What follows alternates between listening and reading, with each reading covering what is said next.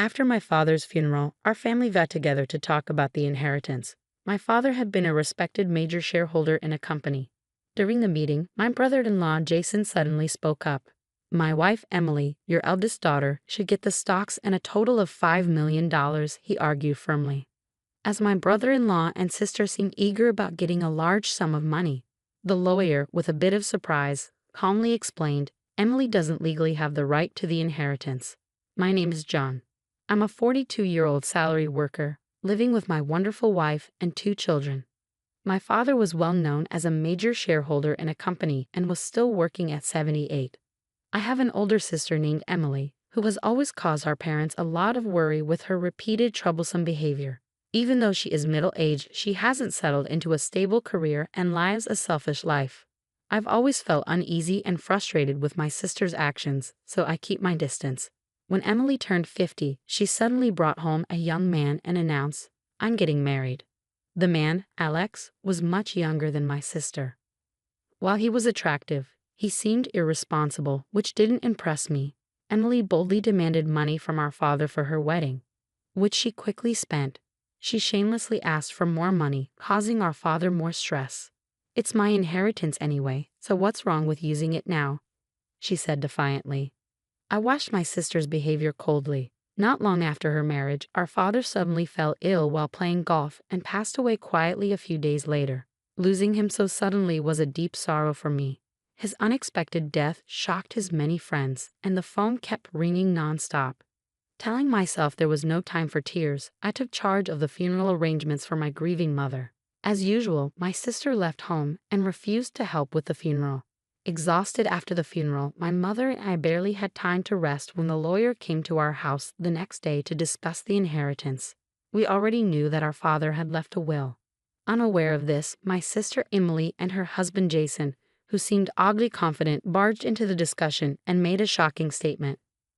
Jason, looking triumphant, said, The stocks and the $5 million inheritance will go to my wife, your eldest daughter, so don't think about using it as you please, he boasted confidently. My mother and I were bewildered by this absurd statement, at a loss for words. Jason, looking smug, exclaimed, All right, Emily, with this, we'll be rich too. His excitement was barely containable. Far from mourning my father's death, my brother-in-law's jubilant demeanor shocked the lawyer. Emily, looking dissatisfied, questioned, What kind of reaction is that? The lawyer, facing them seriously, clarified, I'm sorry, Emily, but you have no legal right to the inheritance. This news left both my sister and brother-in-law stunned. Emily, visibly angry, raised her voice. That can't be true. Emily is the eldest daughter, after all, Jason said, revealing his high hopes for the inheritance, a clear hint of greed in his eyes. Were you not aware? Emily is not the biological daughter of the deceased. Upon hearing this, Emily's face changed dramatically, and she turned to our mother with a questioning gaze. Mom? At that moment, my mother looked conflicted, as if she couldn't find the right words to say. I had always known that Emily wasn't biologically related to our father, but it seemed she was completely unaware of this fact. Confused, Emily began to shake our mother's shoulders, pleading in a desperate voice, Mom, what does this mean? Unperturbed by the shaking, my mother calmly yet firmly replied, Emily, you are the daughter of my previous husband. As she quietly disclosed the significant fact, Emily, who had always tormented me by saying, Dad loves me the most, now wore a face of utter disbelief. Suddenly, Jason interjected. But if there was an adoption, she would have rights to the inheritance, right? That's correct, isn't it, Emily? He asked, seeking confirmation from my sister. Yes, that should be the case, Emily replied. However, in front of Emily, our mother slowly shook her head. No, Emily, we never went through an adoption, my mother stated quietly. At her words, both my sister and brother-in-law once again wore faces of shock. Emily, shaking with anger, cried out, How could this be? I am the oldest daughter of this family, and Dad even said so. Emily yelled at me, filled with anger. Her voice shaking, she continued, Why do you get to control all of our family's money? Her words made me furious, and I quickly shot back. Have you ever thought about how much you made Dad spend? Do you still have something to say? I said angrily, Shut up. I'm the daughter of this house. I have every right to the money. Spending money on a daughter is what parents are supposed to do, she insisted. I was shocked and let out a deep sigh. Normally, spending money on a daughter isn't wrong. But the problem was how much my sister made Dad spend on her debts and other expenses. Then the lawyer, who had been quietly watching, finally spoke up. How about we let Emily see the will too? A will? What are you talking about? I don't know anything about a will, Emily responded, confused. Emily's ignorance about the will was her own fault. Dad wanted to discuss the will with the whole family and had asked everyone to be there when it was written. But she ignored this and went out to do other things.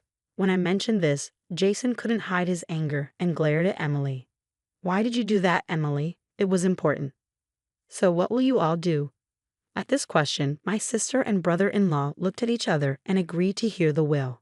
The lawyer then read aloud Dad's will, which clearly named my mother and me as the only inheritors of the entire estate. The will also explained why Emily was not legally adopted.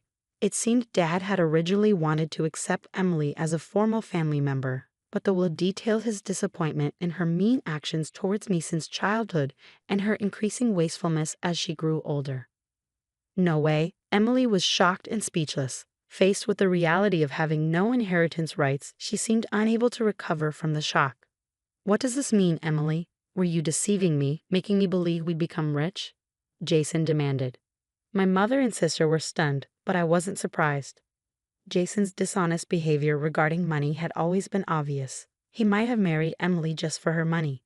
Emily, don't come back here until you have money. Wait, Jason, don't be so cruel. I believed we'd be rich together. I'm so disappointed in you, Emily pleaded. Jason roughly pushed past Emily and left the room. Left behind, Emily glared at us with a face full of anger. Mom, why didn't you adopt me? She demanded. My mother, struggling to find words, managed to say, well, that is why.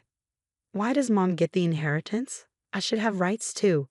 It's unfair because of Mom's lack of action. Don't you think it's terrible? Emily cried. My mother quietly murmured, Emily, it's unfair. Too cruel. Emily's cries, with her hair disheveled, were intense enough to scare anyone. But the lawyer remained calm, as if it were a normal day. Why do you get everything? Why nothing for me? Emily demanded. Because I'm Dad's biological child, I said. As soon as I said that, Emily, in a fit of rage, reached out to hit me. It would have been better if you never existed, she screamed. I thought that even if I hadn't been there, Dad would have made the same decision because of Emily's behavior. But before I could argue back, the lawyer quietly intervened. Emily, please refrain from such actions. Otherwise, I will have to contact the police, he warned her gently. Emily, startled by the mention of the police, calmed down. With a history of minor crimes like shoplifting, she was sensitive to the mention of the authorities. My mother, holding back tears, tried to speak again, but Emily clicked her tongue in frustration and left the room.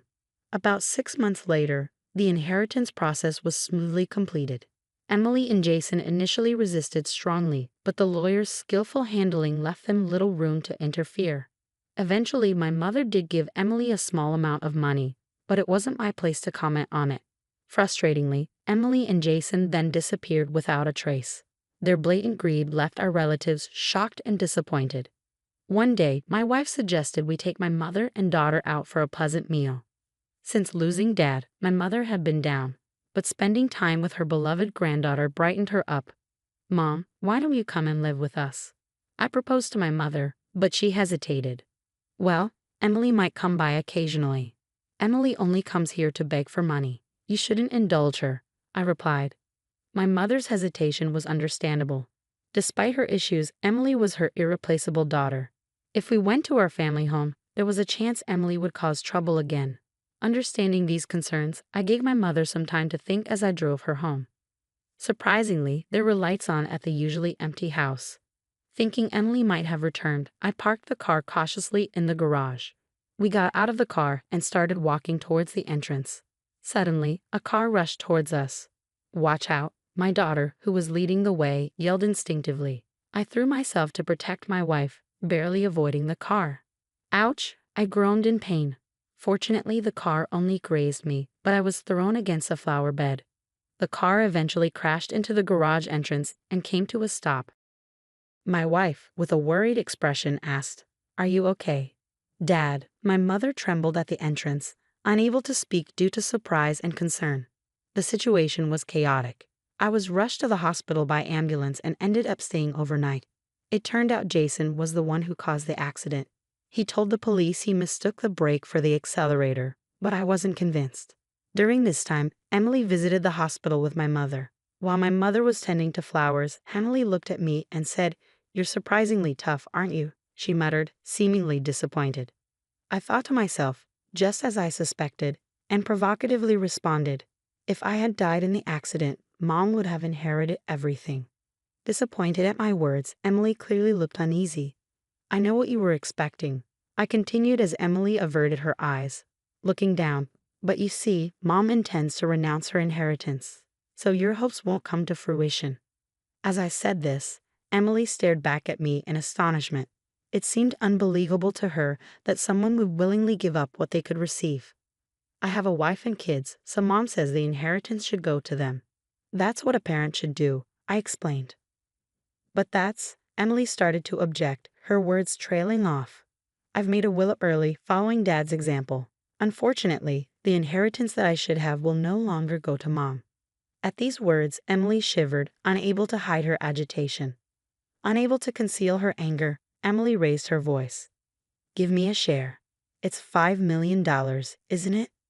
When I said no firmly, Emily got really angry and grabbed my shirt. "You should give me half at least. I'm your real sister," she shouted. She kept yelling loudly about wanting half of the money we inherited, but I felt sorry for her. Being so greedy would have disappointed Dad. "Can't you see that?" I said calmly to her. Emily's face turned red quickly, and she tried to grab my throat.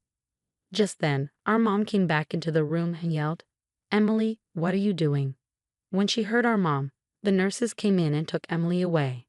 Mom seemed to want to protect Emily, but Emily left, saying mean things to her. "What did I do wrong raising her?" Mom said sadly. Not long after that, we found out that Mom had gotten sick. We felt sad seeing her get weaker, so we started helping out more with things like dragging her places and doing chores. This seemed to make Emily even angrier. She might have found out from Mom or my wife when she asked for money. One day, Emily called me unexpectedly on my phone. "We'll take care of Mom from now on. You don't need to come anymore," she said. "What do you mean all of a sudden?" I asked. "I've already decided," she replied. I was worried about leaving Mom in Emily's care because Emily struggled with basic household tasks, let alone caring for someone who was sick. I quickly called Mom to understand what was going on. Surprisingly, Mom said Jason had experience taking care of people, and she felt okay for the time being. I felt relieved, but then Mom suddenly had to go to the hospital in an ambulance because of a mistake with her medicine dosage. We all rushed to the hospital and found Mom very weak. I asked my wife to stay with her and went back to our family home. When I got there, the house was a mess. Mom couldn't even cook her favorite meals anymore. The fridge was empty, and it seemed like Emily had fired the helper without telling anyone. I regretted expecting anything from Emily and felt angry. When I checked Mom's safe, a lot of money had been taken out of her bank account. Thankfully, the money from the inheritance was safe somewhere else. But the money Mom used for everyday things was almost all gone. I quickly gathered important documents like bank books, cards, and seals, and went back to the hospital to explain everything to Mom and figure out what to do next. "Emily has," Mom struggled to say. It seemed she didn't know about the money being taken out of her account, and she was shocked. When I mentioned the mistake with her medicine, Mom said Jason had prepared it, and her expression became even darker. "I think it's best if we don't let Emily back into the house," I told Mom. "John," Mom replied, looking confused. I explained my worries further. "I promised to take care of things, but the house is in such a mess." "Mom, you've lost a lot of weight. You must not have been eating well." Seeing her reaction, I gently suggested, "Mom, let's live together. Let's build a new house and stay there together." Mom started crying heavily at my words. But soon after, her condition got worse, and despite the doctor's efforts, she passed away. Heartbroken over what Emily did, I went back to the family home to get ready for Mom's funeral. I found out that all the valuable things were gone. It turned out Emily and her husband, who were having money problems, took them, Seeing the empty house, I felt shocked and angry. We have to fix this, no matter what, I decided firmly. The day after Mom's funeral, I was supposed to meet Emily and the lawyer at the law office to talk about the inheritance. Emily, feeling superior, confidently said, "I have the right to Mom's inheritance, unfortunately for you." I couldn't help but laugh at her misunderstanding. She was making a big mistake. The lawyer opened the will, and as soon as we saw what was written, Emily's face turned pale with shock. "No. How could this happen?" Emily exclaimed. "The will clearly says you're not getting anything," the lawyer told Emily. Jason, furious, demanded, "What's that supposed to mean? She's her daughter. You can't fool us. Give us the inheritance now." He banged the table in anger. I calmly asked him, "Jason, did you do something to Mom?" "I didn't do anything," he replied dismissively. "Then why was her medication messed up?"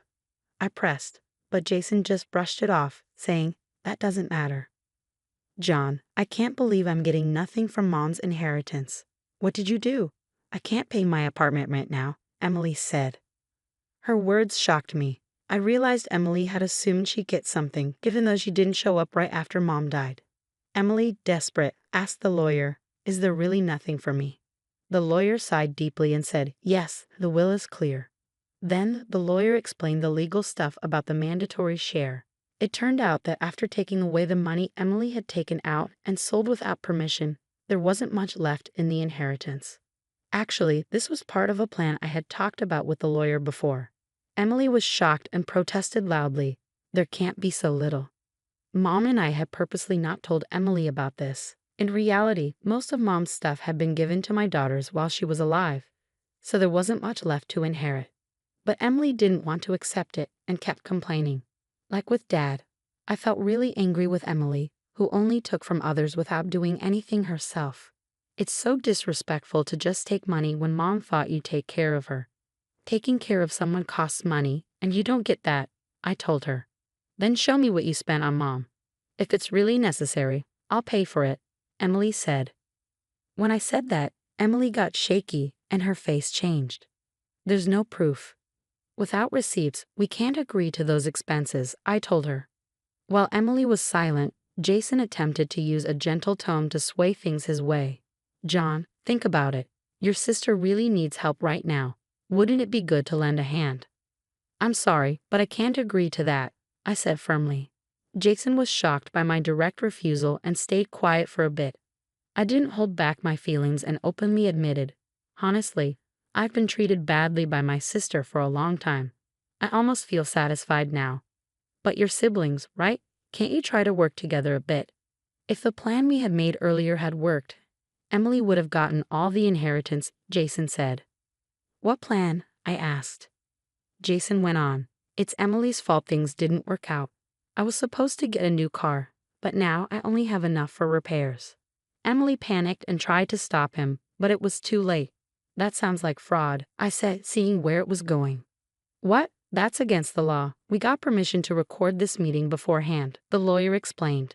Jason went pale, realizing his mistake. I said firmly, "I'll be taking legal action about what you just said." "That's ridiculous. There's no proof," Jason protested. "Proof? What you said is proof enough," I replied. Emily cried out in agony, shaking Jason. "You fool. What do we do now? This is all your fault." As a result, Jason faced legal consequences, and his past wrongdoings came to light, leading to his arrest. Although Emily seemed to be involved too, she struggled to pay her apartment rent.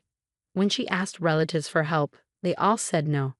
Meanwhile, I kept working steadily, not letting the situation affect me, and looked forward to small joys like stock dividends.